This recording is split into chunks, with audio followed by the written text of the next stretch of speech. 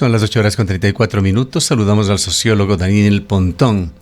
Él es catedrático universitario, es experto en seguridad, sociólogo Pontón. Quisiéramos pasar revista por el estado de situación de la seguridad en el país, con toques de queda que se realizan en 4 ciudades y en 4 regiones del país, y una serie de casos que se van ventilando públicamente, entre ellos esta grave acusación que se le hace desde España a la Presidenta de la República, y por otra parte el caso del lobo menor, un ciudadano de apellido Aguilar, cuencano, quien tiene mucho que decir a las autoridades, más allá de que los abogados de la familia de Fernando Villavicencio dicen que poco será lo que pueda aportar este delincuente. Su punto de vista sobre la situación actual. Bienvenido. ¿Cómo está, Gustavo? Un saludo a los tiempos. Eh, bueno, el Ecuador está, digamos, viviendo una época, digamos, muy compleja. Yo creo que ese es el punto inicial que debemos partir de reflexión, porque veníamos arrastrando el año más violento de la historia, ¿no? Y eso me parece que no es algo menor. Tenemos un gobierno que busca a toda luz, de forma a veces ya desesperada, buscar reducir estos índices por la molestia ciudadana que esto genera y también por los golpes de credibilidad que estos temas generan, ¿no? Me parece que el toque que ha anunciado, de alguna otra forma, es digamos, es una afirmación de una cosa que se ha venido repitiendo en los últimos años, que es la famosa estado de excepción, que han servido a veces muy poco para reducir la curva delictiva que vivimos viviendo. Y se lo hace con efectos. Entiendo que Ecuador en los últimos meses ha venido experimentando un descenso en la curva de homicidios, pero tampoco es nada promisorio. Y me parece que esta anuncio de toque queda lo que busca es, un poco apalancar que esta cifra se venga reduciendo más, ¿no?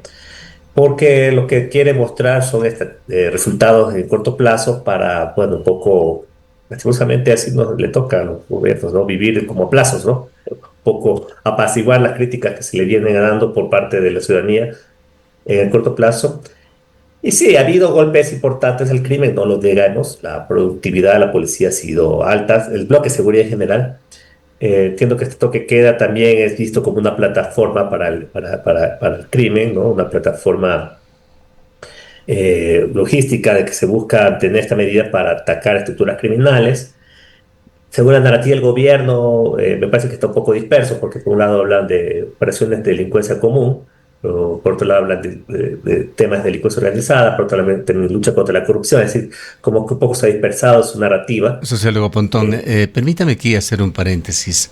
En su experiencia, amplia experiencia académica sobre diferentes formas de combatir el crimen, ¿en qué espacio pone usted a esto de el toque de queda? Una situación, diríamos, de guerra avisada contra las mafias. ¿Qué tan importante se vuelve como un instrumento de combate al crimen? a ver, son instrumentos, definitivamente son instrumentos, un poco, digamos, duros, porque obviamente es un estado de excepción que limita la movilidad de las personas. Eh, si es bueno o malo, eso habrá que verlo en el contexto que se lo está tomando. Pero en su experiencia le decía, ¿qué efectos han tenido toque A de queda? ver, No es la el primera problema vez es que que se usa en Ecuador. no, no, ya ha habido casos de toque de queda. Cuando se inició esta medida del conflicto humanitario se decretó toque de queda, yo recuerdo. Igual Lazo lo tomó, no es la primera vez, ojo, que Ecuador toma este tipo de medidas. Eh, Aquí se ha abierto la discusión sobre si que se debe haber hecho más anticipativamente, o sea, si el anuncio fue fructífero, o si dio dar un toque sorpresa.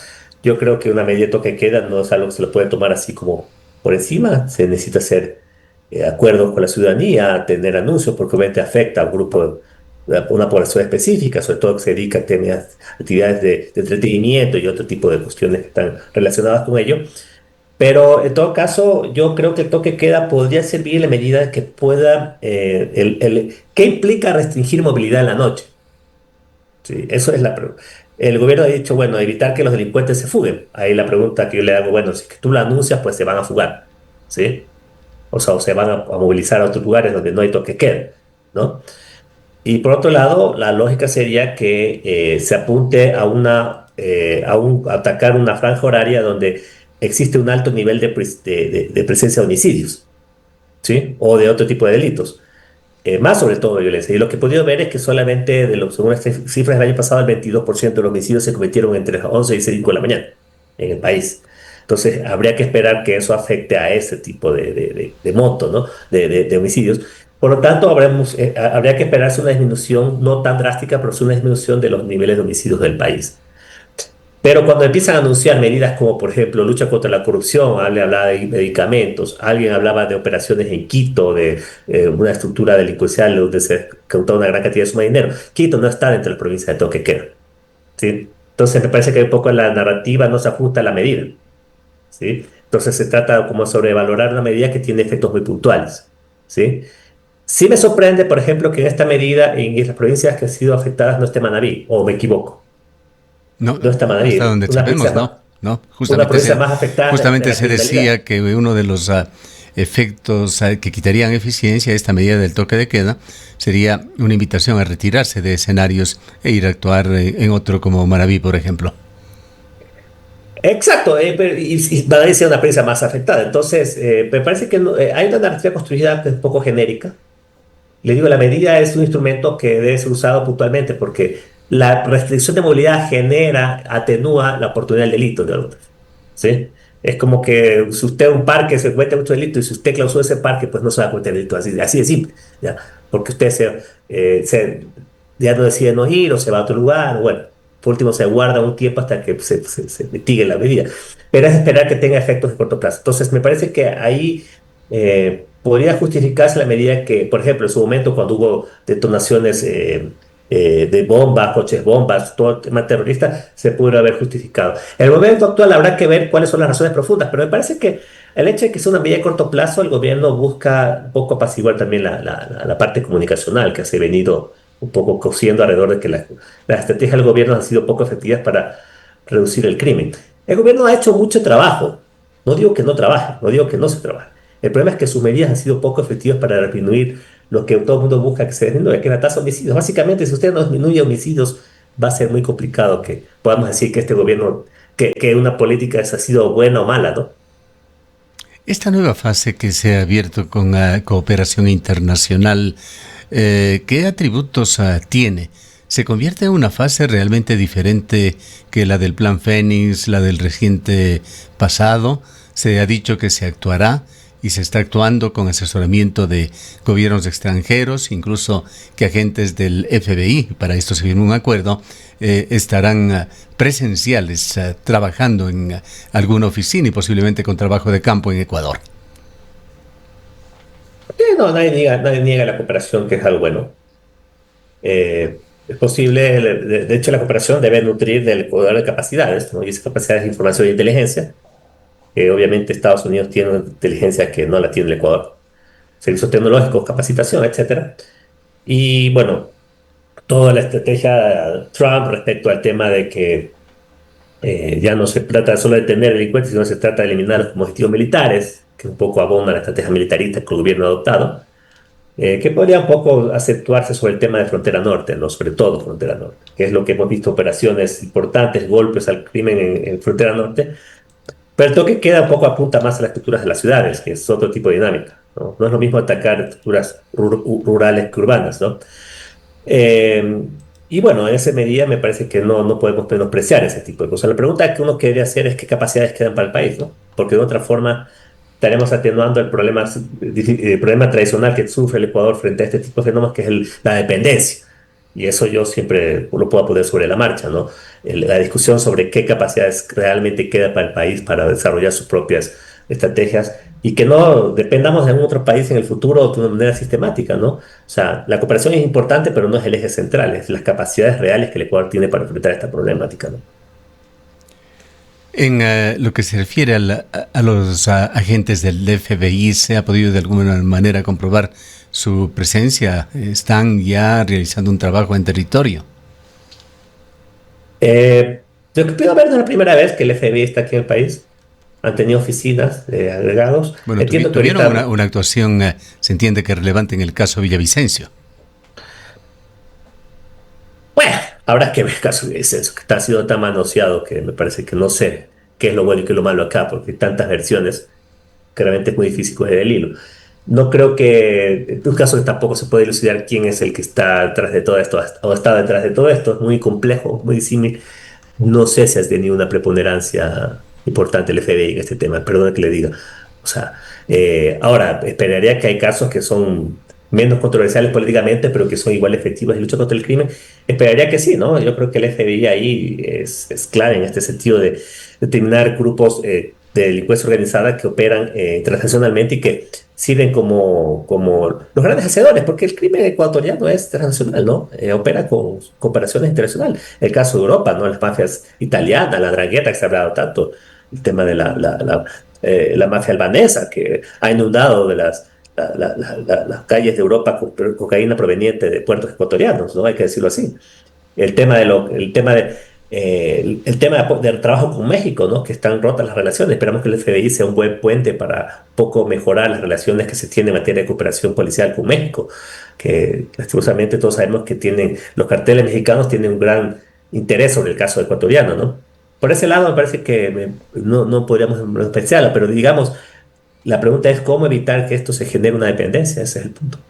Hablando de tendencias y hablando del pasado reciente, ¿cómo interpretó usted ese aumento exponencial de homicidios que se dio en el 2025? ¿Y cómo marchan las cifras en el 2026? El gobierno en algún momento, hace 3 semanas, celebraba el hecho de que habían bajado las muertes violentas en Ecuador, pero justamente con esa información se hablaba de masacres en varios sitios del país. Bueno, el tema de la violencia en Ecuador es un fenómeno totalmente descontrolado, ¿no? Yo siempre la veo que es como una enfermedad, es un virus que está en sus picos altos y el año pasado fue el pico más alto, ¿no?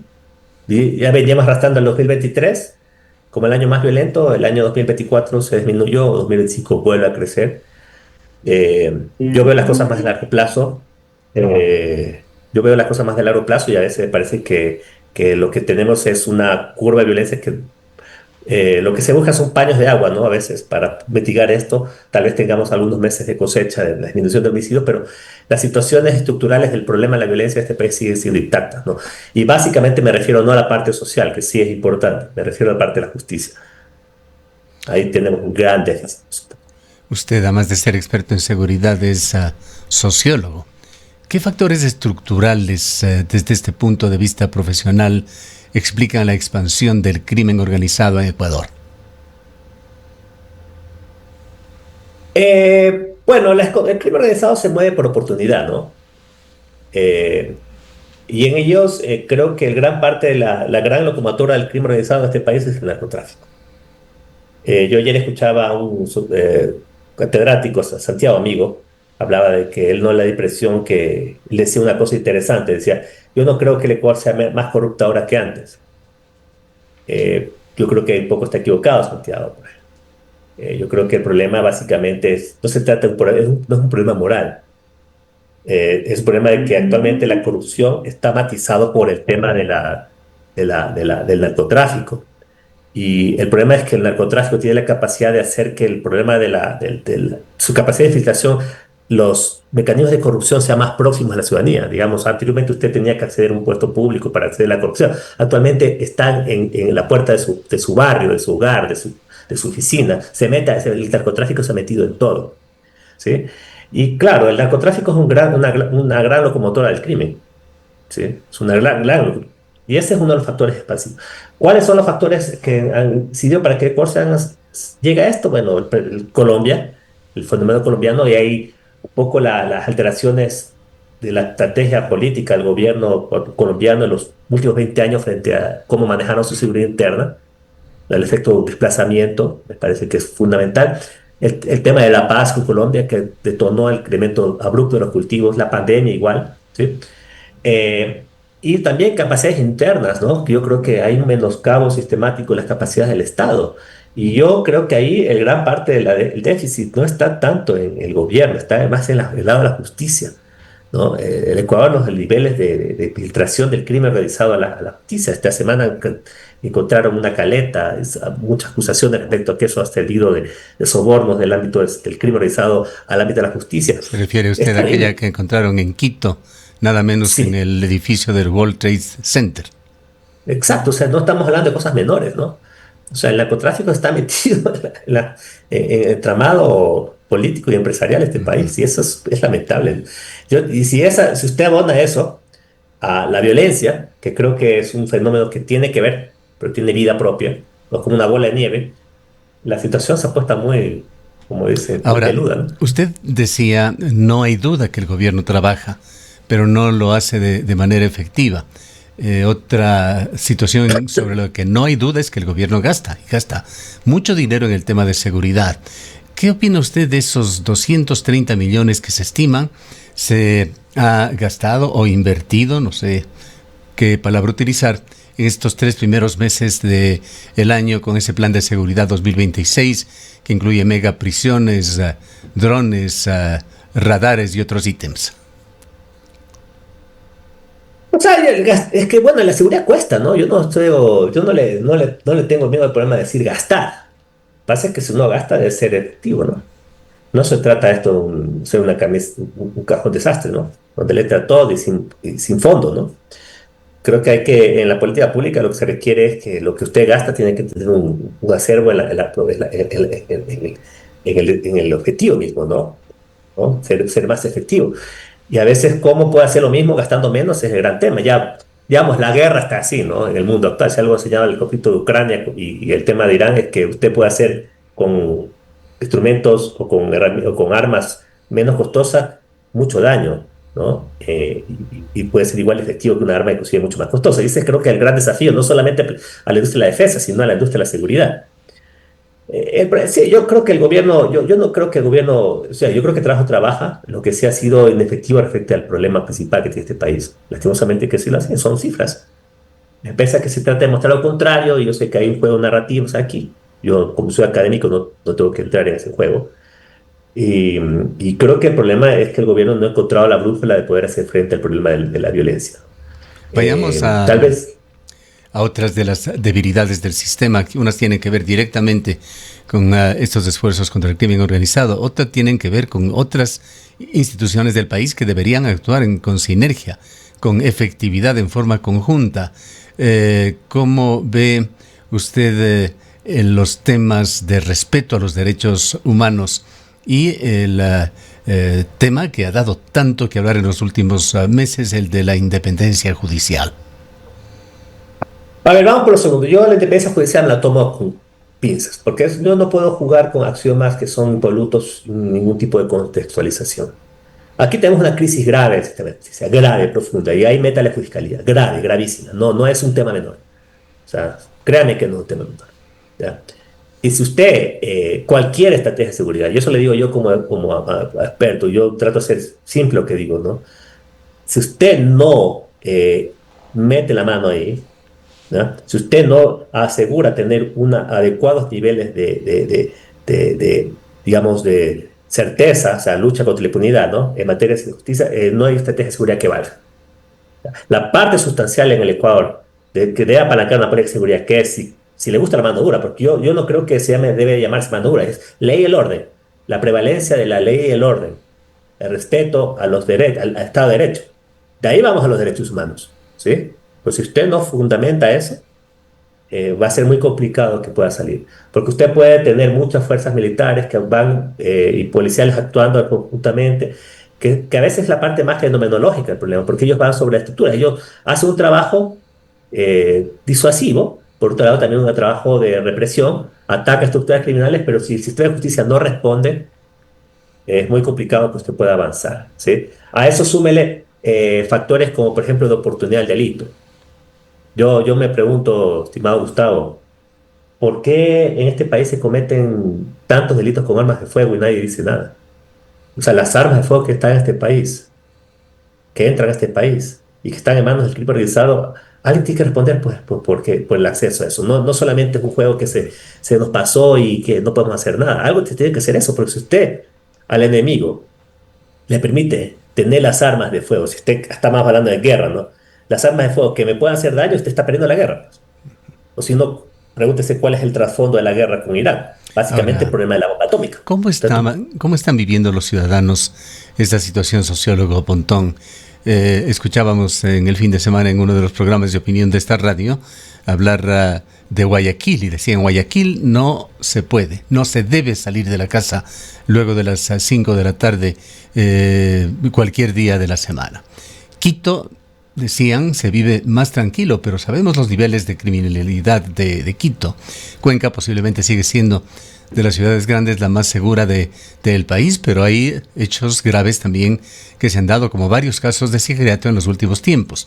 ¿Qué consecuencia tiene esta crisis de seguridad para los ciudadanos? compleja, es terrible. O sea, la afectación, yo creo que el Ecuador no va a ser un país igual, ¿no? Eh, la ciudadanía... A ver, si usted sin seguridad usted no puede desarrollarse, para empezar así. O sea, eso es claro. O sea, no es que el desarrollo va a venir y vamos a ir con eso. Si usted no pone adecuados niveles de seguridad y no brinda, y para eso tiene que apuntar las estrategias que necesita apuntar, ¿no? Y no evadir con el tema, por ejemplo, de la independencia de la justicia. Yo creo que hay que intervenir la justicia y punto, así de simple. Independientemente que si deben... Después hablemos de independencia. Pero primero hay que hacerla funcionar, ¿ya? Yo no soy funcionalista. Ahí tiene que trabajar porque sin eso no hay posible desarrollo. Pero obviamente el legado que ha dejado, la secuela de psicosocial que ha dejado esto es terrible, pues en ciertas poblaciones se ha normalizado la violencia, pues, ¿no? La maldad, el temor, la desconfianza ciudadana, el fraccionamiento social, la cohesión social, que son factores de cualquier lugar, son factores de protección necesarias para luchar contra el crimen, ¿no? Y me parece que en ese escenario Ecuador es un país que la recomposición de esta ola de traumática de violencia puede costar muchas generaciones, ¿no? No es algo menor. Ahora, lo que sí podría darse la cuenta es que Ecuador se ilusione con cosas que pueden ser importantes, ¿ya? A veces el Ecuador está dispuesto, la gente ha dispuesto a renunciar a ciertas libertades, por ejemplo, el caso del toque de queda o otras medidas que se ha tomado, inclusive dándole más poder al gobierno del que se debe tener, que también es un tema peligroso, ¿no? Caso Bukele, por ejemplo. Sí, eso detrás de eso viene compensado con una adecuada política de seguridad, ¿sí? La gente está dispuesta a aguantar, a decir que estamos viviendo una época así compleja y que no es fácil revertir esta situación. El problema es cuándo esta situación se puede un poco revertir y podemos entender que una política empieza a funcionar, ¿no? Lo que yo no estoy claro aquí es cómo es que las estrategias, las acciones que se han desplegado a lo largo del país pueden tener este efecto promisorio de que algo esté funcionando. Porque en política pública se llama el famoso ciclo virtuoso de la política. Cuando una política específica empieza a funcionar, empieza a enganchar con otro tipo de medidas que se empiezan a sumar y la suma de esas medidas empiezan a tener un impacto real sobre un problema definido, ¿no? Yo veo todavía que estamos un poco lejos, ¿no? El gobierno no ha encontrado todavía la brújula de revertir esta situación, ¿no? Hay mucho trabajo, hay mucho gasto, hay mucho esfuerzo, mucha energía, pero no está dando resultados, los resultados que la gente quiere. Lo que yo siempre hago la pregunta es hasta cuándo la gente está dispuesta a renunciar a estas libertades, a erogar más recursos o a dar más poder a un gobierno para revertir la situación sin que haya resultados. Eso es uno de los grandes temas ahorita que está en discusión, ¿no? Limitaríamos ya para el cierre de este diálogo a una reflexión final, sociólogo Pontón. Esta violencia sin precedentes que tiene Ecuador, cada vez los precedentes van quedando pequeños, por eso decimos sin precedentes. En el 2025 se registraron más de 7.700 homicidios en Ecuador, un incremento de casi 2.000 respecto a 2024. Y se da esto dentro de una crisis multidimensional. La inseguridad se combina con problemas de institucionalidad, con problemas de derechos humanos. Sí, o sea, yo lo que le digo, o sea, la reflexión es esa, ¿no? Aparentemente estamos en una etapa donde todo está juntado con todo, ¿no? Por otro lado tenemos la barbarie del crimen, tenemos a veces accesos a derechos humanos, como el caso del chico de los jóvenes de las Malvinas, que, o sea, hay que estudiar todo lo que realmente no le aporta a la sociedad, ¿no? Yo creo que ese es un gran punto, ¿no? Porque nada se trata de, como se trata de vender en un lugar de que se ha sido blando contra el crimen, que existen leyes pro delincuenciales. o que se está... A veces son mitos que se empiezan a recorrer, ¿no? Por ejemplo, no sé si usted se dio cuenta, la semana anterior se aprobó una ley a favor del sistema penitenciario, ¿no? No recuerdo el nombre de la Se lo ley, hizo en pero Cuenca, sí, cómo no. sí, ¿perdón? Se lo hizo en Cuenca. Vino la Asamblea Sí, para aprobarlo acá. perfecto. Entonces, esa ley, si usted se puede ver esa ley, ¿quién puede estar en desacuerdo de esa ley? ¿Sí? Pero yo siempre me hago la pregunta, muchas de esas cosas que dice esa ley ya han sido como diagnosticadas y que yo no sé si tenemos un marco legal, no digo que no se necesita afinar ciertas cosas, ¿ya? Lo que yo estoy para poder haber avanzado en ese tema, ¿no? Por ejemplo, qué sé yo, que los presos tengan capacidades de trabajo, ¿no? Como mecanismo de rehabilitación. Ahorita se habla del tema de que ellos deben pagar su propia renta social, pero tú sabemos que eso no es así. Lo que se busca es suplir el ocio. El tema ¿cómo es? De la unidad de inteligencia, una serie de cosas que dice la ley. Se ha dicho, pero en su momento se planteó como que todo lo que se decía era como que, cuando uno hablaba, porque venía hablando de estos temas, como una pared, ¿no? No se avanzaba, pero llegamos a un punto donde realmente dice, bueno, o sea, ha sido cierto que es necesario avanzar en eso. La pregunta que yo me hago es, ¿cuánto tiempo ha perdido el país en esa situación? Si esa ley se hubiera comprobado en el año 2021, ¿no? Y se hubiera podido actuar con prontitud en el año 2019, no estuviéramos hablando de las lamentaciones que estamos hablando en este momento. Entonces, frente a ello, me parece que hay que también un poco dejarse de esta narrativa tóxica política que le ha generado tanto fraccionamiento al país y tanto dispersión de esfuerzos y apuntar realmente a lo sustancial. Yo creo que el gobierno, yo le exhorto al gobierno del presidente Noboa que haga algo con el tema de justicia. Frente al tema de justicia, si no avanza en ese tema, va a ser muy complicado que pueda avanzar en ese tema. Bien. Queremos agradecerle mucho por haber estado con nosotros. Muchas gracias, Gustavo. Hasta luego. Han escuchado al sociólogo Daniel Pontón, catedrático universitario, experto en materia de seguridad, sobre esta ley que se aprobó en la ciudad de Cuenca, Unción TV. Tiene un reportaje que